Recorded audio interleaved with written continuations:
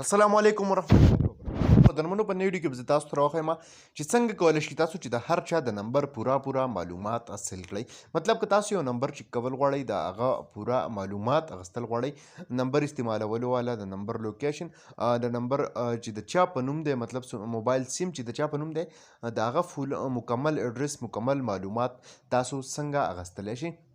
د هر چا نمبر کا تاسو چیک کول غواړئ نو ویډیو تر اخره وګورئ. ویډیو سکپ کوئ مه، خو دې نه مخکې وډوکیشن راز دی که تر اوسه پورې تاسو زموږ ټیکنیکل پښتو یوټیوب چینل نه سبسکرایب کړی، دا سبسکرایب کړئ، خوا کې د غنټۍ نشان هم کلیک کړئ چې زموږ نوي ویډیوز تاسو ته په وخت باندې د رسمي ملګرو دې لپاره به تاسو ته د اپلیکیشن ضرورت وي. همدغه اپلیکیشن تاسو ډسکرپشن نه یا کمنټس نه خپل موبایل ته را ډاونلوډ کړئ.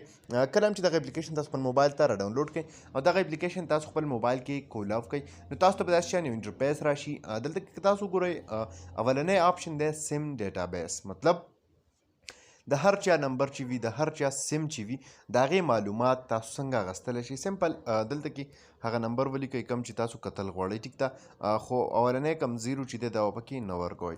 دغه نمبر چې تاسو ولیکئ سرچ آپشن تاسو له راکړی دی، سمپل په دغه سرچ آپشن باندې تاسو کلیک وکړئ، نو دغه شانتې تاسو د هغه نمبر پوره معلومات، د هغه اډرس صحیح ده، د هغه شناختي کارډ نمبر، د هغه بل موبایل نمبر، ډیټ، د دغه سیم راویستو مکمل هر څه چې دي هغه تاسو ته دلته کې ملاویږي. تاسو چې چا نمبر هم کتل غواړئ، سمپل په دغه سرچ بار کې به تاسو نمبر ولیکئ، خو اولنی کم صفر چې دی هغې نه علاوه به ټول نمبر ولیکئ. دغه شانتې تاسو که د دویم آپشن ته راشئ، دا وګورئ دلته کې تاسو نو ویکل ویریفیکیشن دی، مطلب که تاسو خپل د ګاډي ویریفیکیشن چې کول غواړئ نو هغه هم تاسو دلته کې نه کولی شئ. که اسلام آباد والا ګاډی وي یا کې پی کې سند پنجاب والا وي نو هغه تاسو کتلی شئ. ورپسې لایسنس ویریفیکیشن هم دی، ټیک ده.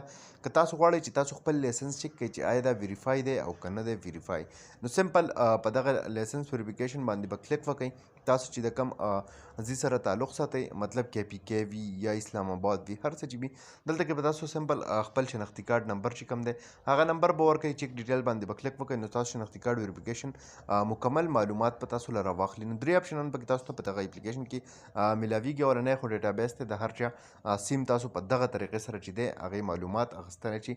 ورپسې ویکل ویریفیکیشن، مطلب خپل د ګاډي ویریفیکیشن چیک کولی شي او د لایسنس ویریفیکیشن هم چې دی هغه چیک کولی شي. قدرمنو ډېر ښکلی اپلیکیشن دی، امید لرم چې خوښ شوی به مې. که خوښ شوی وي لایک یې کړئ، چینل سبسکرایبول مه هېروئ، ملګرو سره یې شیر کړئ. تر بلې ویډیو د خپل ځان ډېر زیات خیال ساتئ. د خدای په امان.